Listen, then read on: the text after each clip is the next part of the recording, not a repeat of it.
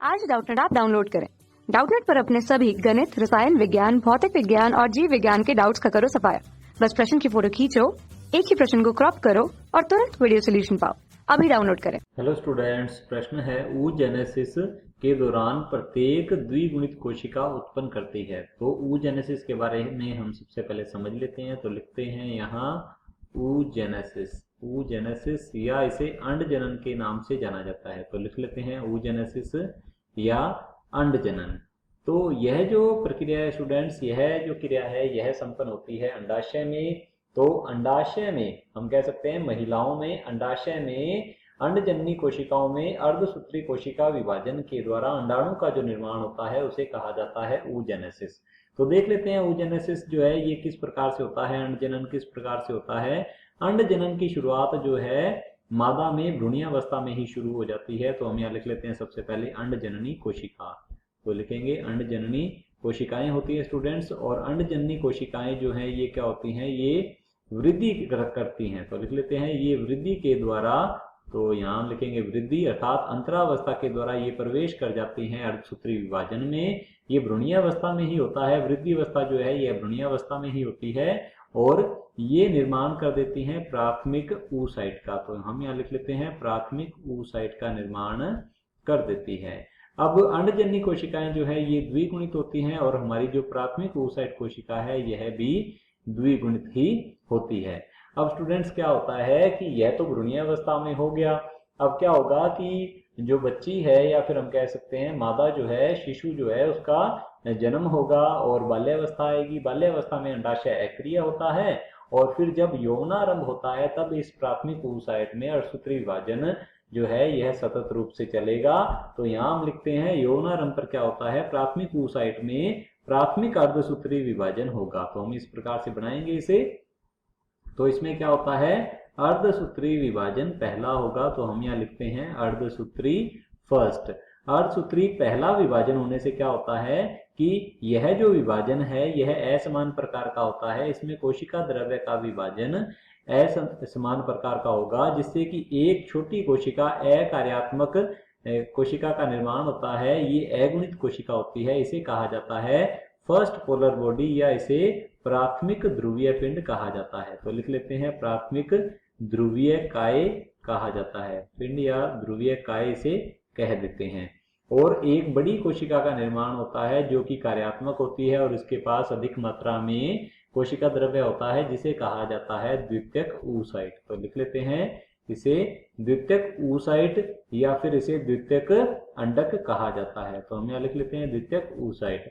अब द्वितीयक oocyte जो है इसका क्या होगा स्टूडेंट्स, इसका अंडोसर्जन हो जाता है। ग्राफिन पुटक के फटने से इसका अंडोसर्जन हो जाता है और यह पहुंच जाती है द्वितीयक oocyte अब अंडे के रूप में या अंडाणु के रूप में पहुंच जाती है यह फैलोपियन नलिका में। तो हम यहाँ लिखेंगे स्टूडेंट्स इसमें क्या होता है, इसका अंडोसर्जन होता है। तो हम यहाँ लिख लेते हैं अंडोसर्जन। अब अंडोसर्जन के द्वारा यह तो पहुंच गई, द्वितीयक oocyte जो है यह पहुंच जाती है स्टूडेंट्स, ये पहुंच जाएगी फैलोपियन नलिका में।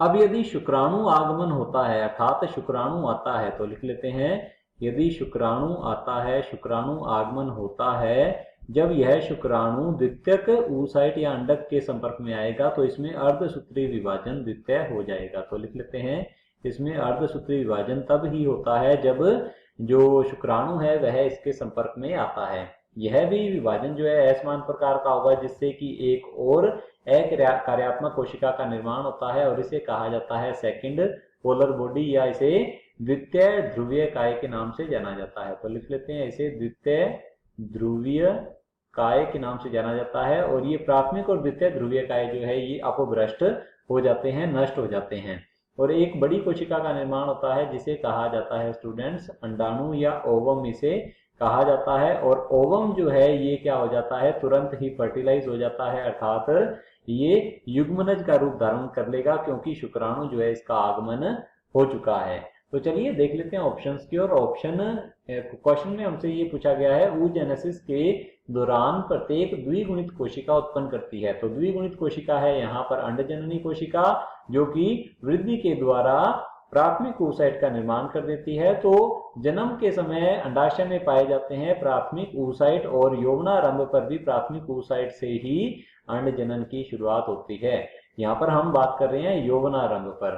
तो चलिए देख लेते हैं ऑप्शंस की ओर। ऑप्शन ए दिया गया है 4 कार्यात्मक अंड, तो ये हमारा ऑप्शन जो है गलत होगा। 4 कार्यात्मक अंड का निर्माण नहीं होता है, केवल और केवल एक कार्यात्मक अंड या फिर जिसे ओवम कहा जाता है इसका निर्माण होता है। तो ऑप्शन ए जो है हमारा गलत होगा। ऑप्शन बी दिया गया है 2 कार्यात्मक अंड और 2 पोलर बॉडीज, तो 2 कार्यात्मक अंड का निर्माण भी नहीं होता है, तो ये हमारा ऑप्शन भी गलत होगा। ऑप्शन हमारे पास सी दिया गया है 1 कार्यात्मक अंड और 3 पोलर बॉडीज, तो हमारा ऑप्शन सी जो है बिल्कुल सही उत्तर है। एक तो कार्यात्मक अंड का निर्माण होता है और यहाँ पर हमें दिखाया गया है प्राथमिक ध्रुवीयकाय और द्वितीयक ध्रुवीयकाय। तो स्टूडेंट्स प्राथमिक ध्रुवीयकाय जो है इसका भी विभाजन हो जाता है और यह भी अन्य 2 ध्रुवीयकाय का निर्माण करता है। तो ये 2 ध्रुवीयकाय बना देगा और तीसरा ध्रुवीयकाय हो गया हमारे पास द्वितीय ध्रुवीयकाय। तो इस प्रकार से 3 ध्रुवीयकाय हो जाते हैं। तो 3 पोलर बॉडीज का निर्माण होता है और एक कार्यात्मक अंड का निर्माण होता है। तो हमारा ऑप्शन सी जो है बिल्कुल सही उत्तर है। ऑप्शन डी दिया गया है 4 कार्यात्मक पोलर बॉडीज, तो ये हमारा ऑप्शन जो है गलत होगा, क्योंकि पोलर बॉडीज जो है ये कार्यात्मक नहीं होती है। ये सारी की सारी पोलर बॉडीज जो है आपको भ्रष्ट हो जाती हैं, नष्ट हो जाती हैं। तो हमारा ऑप्शन सी जो है बिल्कुल सही उत्तर है।